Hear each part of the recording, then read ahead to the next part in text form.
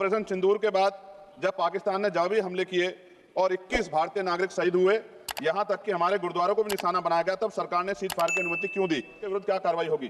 क्या सरकार स्पष्ट कर सकती है इतने भारी सुरक्षा प्रबंधों के बावजूद टीआरएफ जैसे आतंकवादी संगठन के सदस्य भारत में प्रवेश कैसे कर जाते हैं? क्या सरकार ये बताएगी पहलगाम जैसे संवेदनशील क्षेत्र में सुरक्षा समीक्षा अंतिम बार कब की गई थी और उसमें क्या कमियां चिन्हित की गई? श्री चंद्रशेखर जी। मैडम, धन्यवाद सभापति महोदया। आओ झुककर सलाम करें उनको जिनके हिस्से में मकाम आता है। बहुत खुशनसीब होते हैं वो लोग जिनका लहू देश के काम आता है। मैं सबसे पहले ऑपरेशन सिंदूर में जो हमारे देश की सेना है उसने जो पराक्रम दिखाया, शौर्य दिखाया, उसके लिए उनको सैल्यूट करता हूं, जय भीम करता हूं। और पहलगाम हमले में जो निर्दोष हमारे नागरिक शहीद हुए या अन्य जो लोग उसके बाद सीज फायर के बाद जो शहीद हुए, उन सभी लोगों के लिए प्रार्थना करता हूं कि उनके परिवारों को कुदरत दुख सहने की शक्ति दे। महोदया, मेरे कुछ सवाल हैं सरकार से। क्या सरकार यह स्पष्ट कर सकती है कि आतंकियों को भारत क्षेत्र में प्रवेश और पहलगाम जैसे पर्यटन स्थल पर पहुंचने में किसने मदद की? क्या सुरक्षा एजेंसियों को इस हमले की पहले से कोई खुफिया इनपुट प्राप्त हुए थे? यदि हां, तो उन पर क्या कार्रवाई हुई? पहलगाम हमले में शहीद हुए नागरिकों और स्थानीय ड्राइवर माजिद खान के परिजनों को सरकार द्वारा क्या मुआवजा और सहायता दिया गई? क्या सरकार पर्यटकों की सुरक्षा सुनिश्चित करने के लिए विशेष स्टैंडर्ड ऑपरेटिंग प्रोसीजर लागू कर रही है? क्या भारत सरकार ने अंतर्राष्ट्रीय मंचों पर यह मांग रखी है कि जब तक पाकिस्तान आतंकवाद पर कठोर कार्रवाई नहीं करता तब तक उसे किसी प्रकार की आर्थिक सहायता न दी जाए?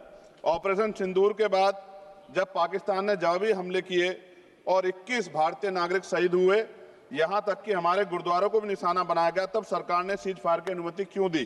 क्या यह भारत की कूटनीति कमजोर नहीं दर्शाता? सभापति महोदया, मुजफ्फरनगर में हमारे जिला सचिव हैं भाई कामिल, उनके परिवार के 2 बच्चे भी इस हमले में शहीद हुए थे। क्या सरकार ये मानती है कि टीआरएफ द्वारा इस हमले में खासतौर पर हिंदू पर्यटकों को निशाना बनाना भारत में सांप्रदायिक द्वेष को बढ़ावा देने का प्रयास था? यदि हां, तो इसे रोकने हेतु सरकार ने क्या रणनीति बनाई? सरकार उस मुस्लिम पोनी ऑपरेटर को क्या सम्मान देगी जिसने अपनी जान देकर तीर्थयात्रियों की रक्षा की? क्या उसे शहीद घोषित किया जाएगा? पाकिस्तान को हाल ही में आईएमएफ द्वारा $2 अरब से अधिक की सहायता राशि दी गई है। क्या भारत ने औपचारिक रूप से आईएमएफ और अन्य वैश्विक संस्थाओं के समक्ष आपत्ति दर्ज कराई है? क्या सरकार ने जांचा है कि आईएमएफ या अन्य विदेशी मदद का कोई हिस्सा आतंकवादी गतिविधियों में उपयोग तो नहीं हो रहा है? क्या सरकार ये स्वीकार करती है कि पहलगाम हमले में खुफिया तंत्र पूरी तरह विफल रहा है? यदि हाँ, तो कौन जिम्मेदार है और उसके विरुद्ध क्या कार्रवाई होगी?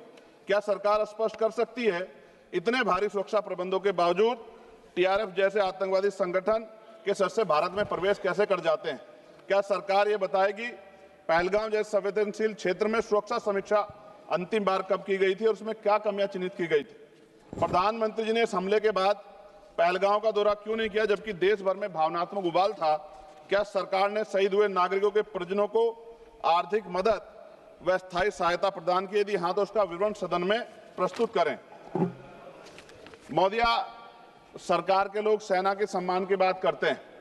इस घटना के बाद सेना के जवान अमरनाथ यात्रा की ड्यूटी पर जा रहे थे, ऐसी रेल दी गई उनको जिसकी हालत बड़ी खराब थी। सेना के जवानों ने मना कर दिया कि हम इस रेल में नहीं बैठेंगे। 4 दिन बाद बदलनी पड़ी।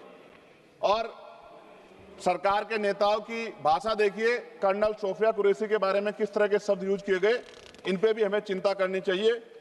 देश की सेना के लिए मेरी मांग है महोदया कि सेना और अर्धसैनिक बलों के वेतन को टैक्स मुक्त किया जाए, बैटल ऑफ ऑनर से सम्मानित, क्योंकि ये इस समय ऐसा विषय चल रहा है कि देश की सेना पे हमें गौरव है, गर्व है, लेकिन जिस तरह से आतंकवादी गतिविधियां बढ़ी है, मेरी मांग है कि बैटल ऑफ ऑनर से सम्मानित चमार रेजिमेंट को बहाल किया जाए, Gurjar regiment, Mehtar regiment, Yadav regiment बनाए जाए, क्योंकि देश का जो किसान का मेरा उसके अंदर देश का जो गांव में रहने वाला जो व्यक्ति है उसके अंदर देश प्रेम का जज्बा बहुत जबरदस्त है।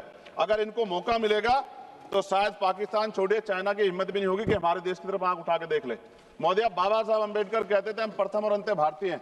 भारत की आन पे जब आंच आती है तो जिस तरह इस बार प्रदर्शन हुआ, एकजुट रहा देश, सारा विपक्ष हो पक्ष हो सब एकजुट रहे, ऐसे हमें एकजुट रहना चाहिए। अगर हम एकजुट रहेंगे तभी हम आतंकवादियों से लड़ पाएंगे।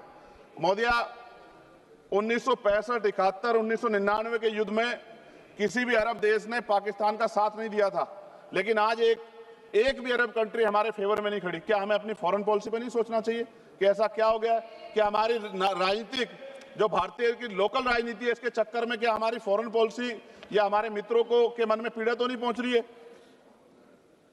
पाकिस्तान ने कहा और आपने मान लिया, और आपने सीज फायर का आज रक्षा मंत्री जी को मैंने सुना, उन्होंने कहा भाई, उन्होंने कहा कि महाराज हाथ जोड़ते हैं छोड़ो, उन्होंने कहा और आपने मान लिया।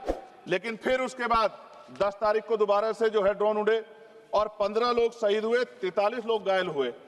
हम अपने आम नागरिकों को क्यों, जबकि मान रहे, मैंने रक्षा मंत्री जी को सुना, वो कह रहे हैं कि ऑपरेशन सिंदूर खत्म नहीं हुआ, ये रोका गया, इसका मतलब हमें खतरा है कि दोबारा भी हमला हो सकता है, पाकिस्तान अपनी हरकतों से बाज नहीं आ रहा।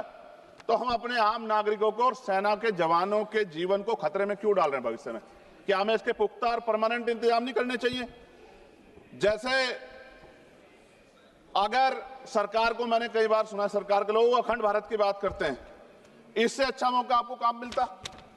पीओक्यू लेने के बाद हमारे उत्तर प्रदेश के मुख्यमंत्री बार बार कहते कि चुनाव में कह रहे थे 6 महीने के बाद पीओक्यू इधर होगा, अगर सरकार बन गई, जनता ने तो मौका दे दिया, कहां है पीओक्यू? क्यों नहीं लेके आए इस बार आप लोग? तो पहली सीढ़ी तो इस बार ही चढ़ गए थे। जिस तरह से मीडिया ने माहौल बनाया था मोदिया, तो ऐसा लगा कि अगर देश की सेना ने जो हिम्मत जुटाई थी, सरकार मदद करती, तो माननीय नरेंद्र मोदी जी पाकिस्तान के भी प्राइम मिनिस्टर होते इस बार, इसी बार, और फाइनेंस मिनिस्टर बैठी है हमारी, ये पाकिस्तान की फाइनेंस मिनिस्टर होती। इस तरह के हालात बने हुए थे और ऐसा मौका चूकना ही नहीं चाहिए था।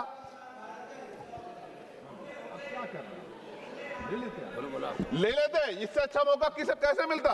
पूरा देश एकजुट था। मोदी, मैं खत्म करूंगा, पूरा देश एकजुट था, इससे अच्छा मौका कहां था?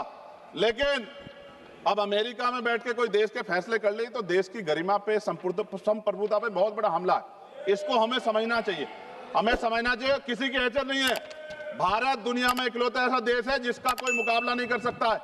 यहाँ का 140 करोड़ देशवासी एकजुट खड़ा है और सबको जवाब दे सकता है।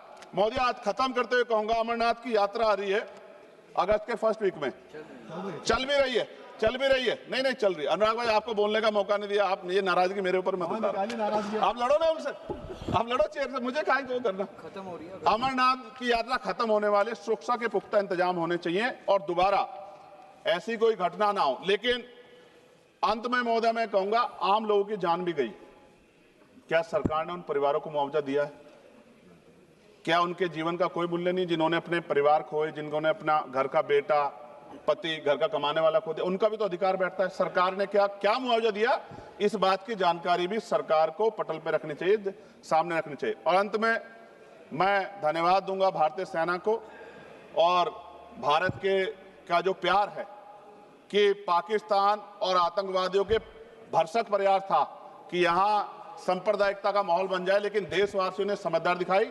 और कश्मीरियों को भी मैं बहुत धन्यवाद देता हूं कि उन्होंने कोशिश की कि किसी भी तरह से कश्मीर के ऊपर जो ये इतना बड़ा इल्जाम लगा है, ये इल्जाम में कश्मीरी शामिल ना हो और ऐसे आतंकवादियों पर सख्त कार्रवाई। पता लगा है कि महादेव, ऑपरेशन महादेव हुआ है और यही पता लगा कि वो तीनों आतंकवादी मारे गए हैं। लेकिन मैंने अखबार में ये भी पढ़ा था कि वो जो मुख्य आरोपी था कुछ दिन पहले पाकिस्तान में था। कोई पिकनिक चल रही है कि उधर भी चले जाते, इधर भी आ जाते? क्या है बॉर्डर पे ऐसा? ये बताना चाहिए ना देश को। मैं आपका धन्यवाद करूंगा और भारत की महान सेना को मैं बधाई देता हूं, उनके लिए मंगल कामना करता हूं। जय भीम, जय भारत। महोदय, धन्यवाद।